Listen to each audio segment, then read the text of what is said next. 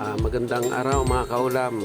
Samahan niyo ako at magluto tayo ng pork pata hamonado or pork leg hamonado. Yan, sarap po. Una-una po natin gawin, gawa tayo ng ng marinade.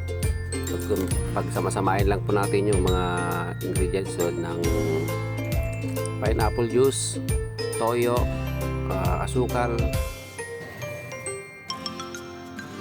tapos paminta. Ayan, drog.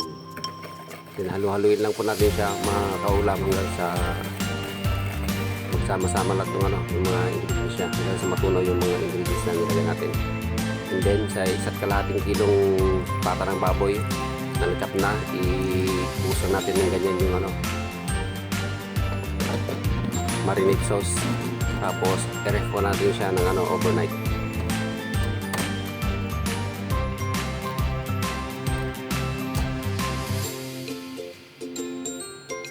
After overnight, yan na po yung pork chop leg natin, yung pata ng baboy. Magpainit lang tayo ng mantika, tapos prituhin natin ng bahagya yung mga pata ng baboy. Pag-brownin lang natin ng konti. Yan na, ganyan yung ganyan yung kulay na gusto natin ma-achieve. Ayan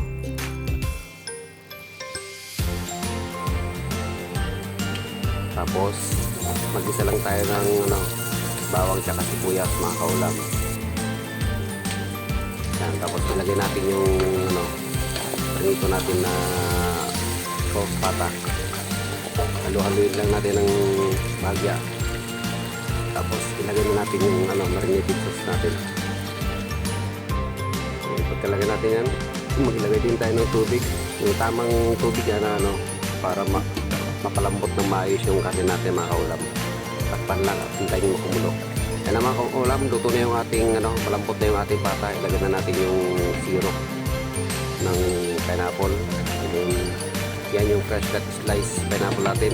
Ilagay din natin yan. Takpan natin at hintayin lang natin lumapot yung sarsa.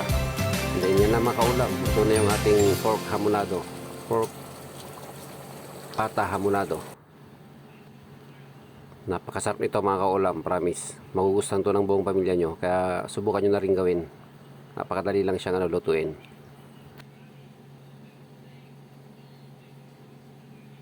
Pa-like, share, and subscribe na rin po mga kaulam. Maraming salamat po. Ito po ang inyong kaulam na nagsasabing hanggang sa muli. Bye-bye!